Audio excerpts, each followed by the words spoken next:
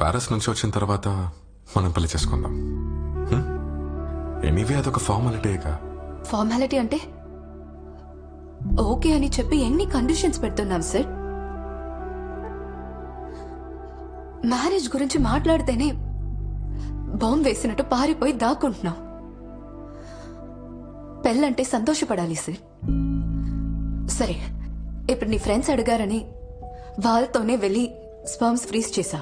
నేను రేపు పిల్లలు కావాలని అడిగితే ఓకే అంటావు కదా? పిల్లలు వద్దని నీకు నేను ముందే చెప్పాను. అప్పుడు ఎందుకు నువ్వు స్పర్మ్ ఫ్రీజ్ చేసావు? హే, అది ఊరికే చేశానే. Instead of doing it with you, I did in a cup. Oh, so it just takes a cup to replace me? అయ్యో నిరుపమా, ఒక చిన్న విషయాన్ని నువ్వు ఎందుకు ఇంత కాంప్లికేట్ చేస్తున్నావు? పిల్లలే వద్దని చెప్పి స్పర్మ్ ఫ్రీజ్ చేసింది నువ్వు.